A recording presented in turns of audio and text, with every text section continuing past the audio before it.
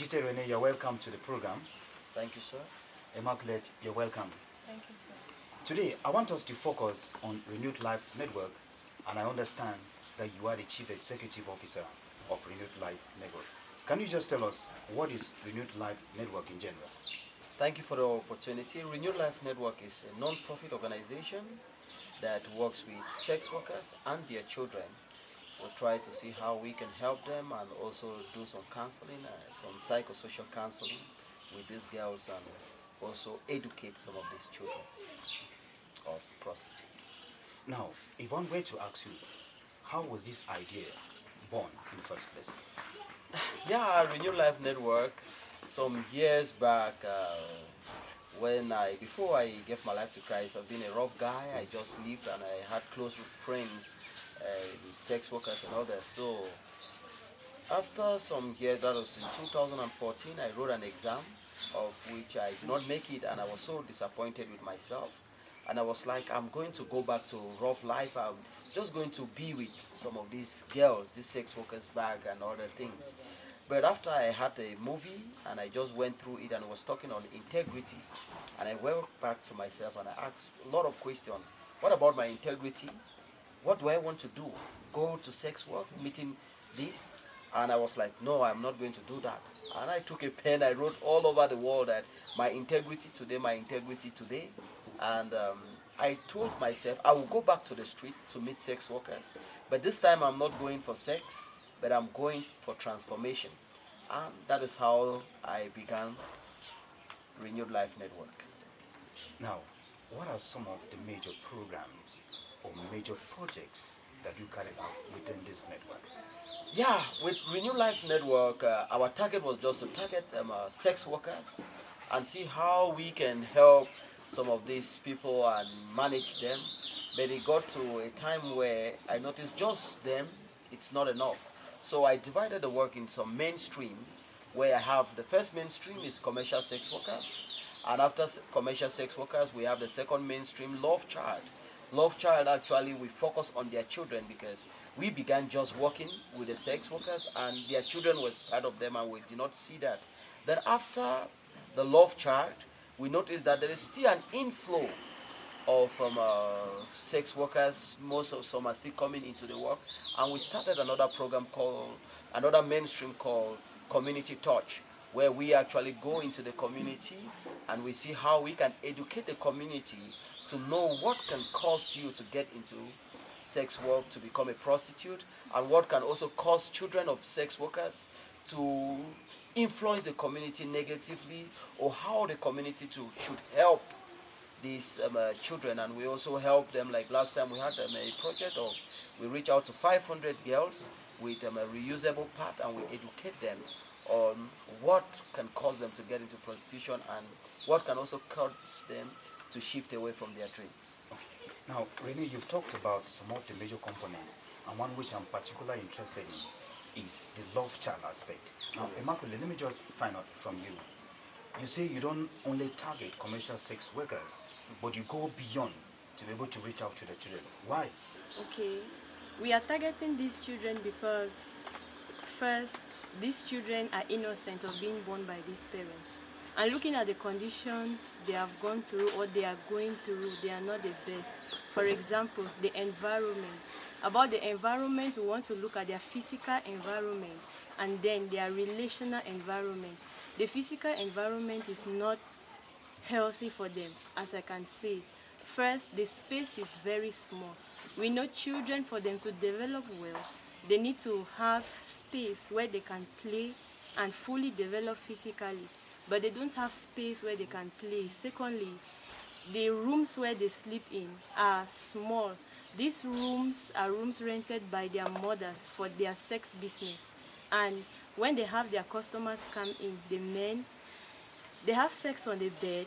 And when the bed is small, they put the children on the floor, a bare floor without even a carpet. And these children sleep on them with the cold and the nature of the climate in Bamenda. Also, some of the customers, when they come, they are uncomfortable when they see the children. So The mothers, as since they want to get money, what they do is they heap dresses on these children to cover them. As a social worker reported that some of these children are put in a box-like container and are covered so that they will not scare away their mother's customers. So the environment is not very good for the children. And also, the way the children relate with their parents, the parents first are not conscious of their parenting responsibilities. So they see the children as a burden and as a hindrance to their business.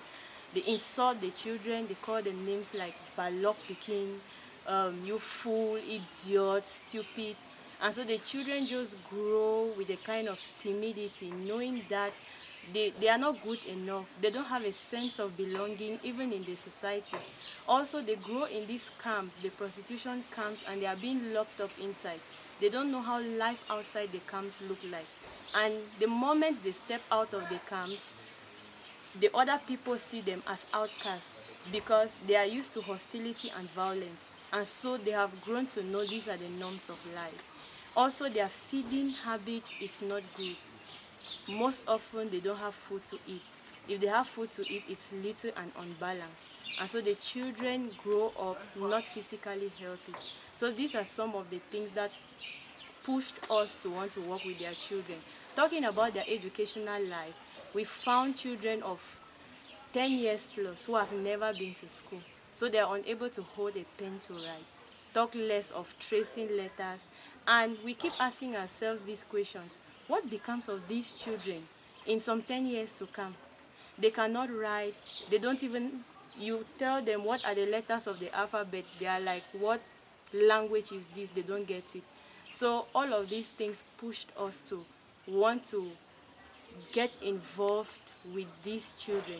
Because when we looked at this, we thought of the effects. What are the short-term and long-term effects that these children will be facing? Presently, the children are depressed. We hardly find smiles on their faces. These children are very unhappy. Looking at the future, if they continue with this situation and no intervention is made, what becomes of them?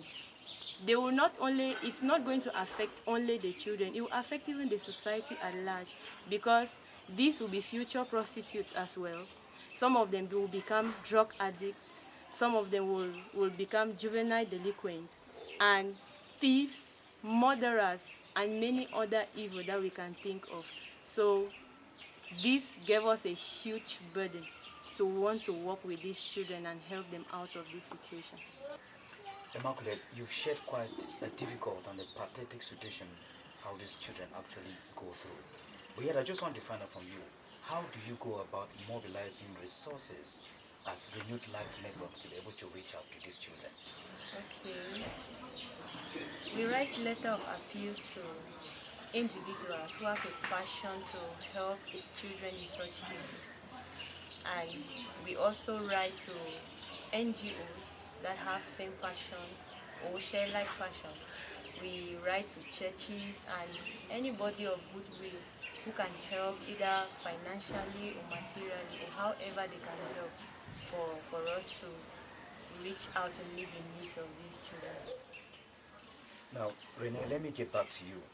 Renewed Life Network, as you earlier shared, was born from your personal life experiences, and I must say difficult ones for that matter. Yeah. But yet you were able to rise above them, and today you are inspiring hope in the lives of many others. If there was a model that you want to prescribe to somebody who is either going through the same difficulties, but yet you want them to be able to use those setbacks in their life as opportunities to be able to inspire the lives of others, what model would that be? Okay, yeah, I think it takes you and you first to know your wiring and also to know what has been deep in you, and also to know your past and know the implication of your past, and also to be able to see the future. I think though at that point I had some challenges with me, and one thing that helped me was I could remember my past, the painful time, the challenging time, and I could also remember the turning point of my life. The time I could say no stop to this and no stop to this and no stop to this. So I was able to read this and also see where I'm going to, and that also challenged me. And also one thing is the movie Flywheel I watch. It's always good to have things that can distract you, that are helpful to you. And from there I just make sure I don't keep anything in my laptop that are not helpful. Just imagine if I went at that time and I was watching something else. Maybe it would have led me somewhere else. But I had this movie that was, what I took in was right, and at that time it just helped me.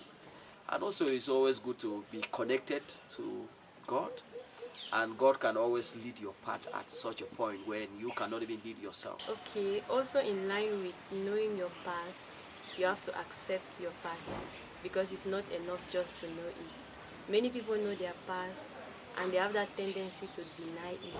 But one of the ways forward is accepting it and exploring options to become better and rise above the effects of the past. Rene, I'm particularly interested in, it's not all about reaching out to commercial sex workers, but have you ever taken time in the course of your work to find out actually what led some of them into this kind of profession? Oh yes, yes, yes. At first I thought it's just because of financial reasons, they don't have money or this. But one thing that I really want to talk about it clearly, our culture, especially in the context Cameroon, our culture is one of the bed for prostitution. The way we do it, the way we deal with orphans, we deal with widows, we deal with bride price. For people who don't know what is bride price in Cameroon, you have to pay some money before you get married.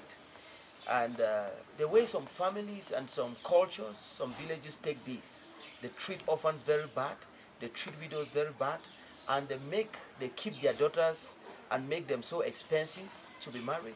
So all these actually give birth, it make a good way to be a prostitute. Though I know some people get into prostitution for other reasons, but if our cultures can give a good space for widows and orphans, and can also give a good space for this gentleman who want to get married, it will reduce prostitution. Emmaculate, is there any personal experience that you've received from the field on how people get into prostitution? Yes, there's a personal experience and it has to relate to early childhood. I have this experience of a young girl who is a prostitute, and she explained that when she was young, she heard the story of when she was being born. She has 3 older siblings, all girls, and she's the 4th. When the mother was pregnant for her, the father knew that this would obviously be a boy, but when she was born, it turned out to be a girl. So the father hated her from birth. And when she was growing, all the father could just call her was, "You prostitute." And in the common language that we use around, the father would sometimes call her Aquara.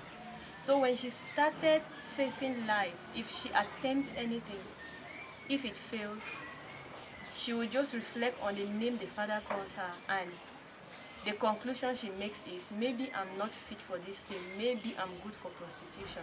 Those were the assumptions she made, and the few attempts she made in life and didn't succeed, she concluded that her place is in prostitution. That's where she can excel. So she said, okay, since this is how I've been called since as a child, maybe that's where I'll fit. And so she moved into it. And today she regrets her life. She regrets all that she has gone through. Now, 7 years down the line since you started Renewed Life Network, if one were to ask you just to highlight some of the principal successes that you can really hold at your fingertip, what would they be? Yeah, first of all, to have an organization like this, to go into there, the girls, and they actually give you their time, it's not easy. If you are not for business, they don't want you. So that is the first success, to gain their attention. And so many of them have actually stopped, and so many of their children, as we have organized program where we educate some of these children, and some of them can they are better, and we take some of these children out, and they can now relate with other people better than the way they were before we began the organization. And I don't know why I can really say it, but they are happy. Most of them, we have established petty business for them, and some we have rent home for them, and it's all some of our success stories. And at least I just talk of we targeting 500 girls to sensitize them and give them reusable part. Our target was 500, but we step up more than that. 500 are just for those who could have the part, but those who gain the knowledge on what prostitution, we have organized seminars, we have talked in women's meetings and youth conferences. I think somebody who was about to get into prostitution have not. This is what, after some of our teaching and training to some of these girls, one lady wanted to join the team, and another lady advised her, don't even think about joining prostitution, because when you start thinking, you will fuse. And when you fuse, you will get confused. And when you get confused, you will not be able to refuse. You can see all the fuse manifesting. And all this is thanks to the lessons we have been taking the ladies through, and they know that it's not even good to, prostitution is not even an option to think of it. Because you will fuse, you will confuse, and you will not be able to refuse. I think just that one make me feel that we are not wasting our times with these girls. Now, we'll just take turns. Emmaculate, let me begin with you. I want you just to tell us what are some of the prospects for Renewed Life Network in the near possible future. Okay. Since I'm most concerned with children, I'll talk honestly about it. Yes, we hope to establish a center for the children, where these children, we can offer them help, vocational training, they can learn some character values. Above all, we want to point them to the Creator, because that is the anchor for them to be able to overcome all of these life experiences they have gone through. Also, we hope to offer scholarship to those who are interested in schooling. She has already said it. We are desiring for a love child center where we keep these children there, because what the children are going through, what they are seeing, what they are hearing is not good. Actually, so far the parents have trusted us where they can give us their children to keep, and we'll take care of them with their feeding. We are hoping for a time where we can also do with a center for Renewed Life Network itself, where these sex workers, those who want to stop, they can come there and actually being trained, where we have a small something where we'll be able to train them or do them business on some other things that can keep them more active and get back into the society. My hope is one day to sit and actually see a child of a prostitute coming with an equal opportunity with a child of a minister, and say thank God for renewed life. Yeah. And it's on that note that we wear a cap on today's edition of The Streak. Thank you, Jiti, Rene, for being on the program. Thank you. Thank you, Emmaculate. Now, what then is The Streak? The lessons we've learned today through the program is that you can use your life difficulties and setbacks and turn them into opportunities to be able to impact your community and bring solutions to the very problems your immediate community is facing. That's The Streak. Thank you.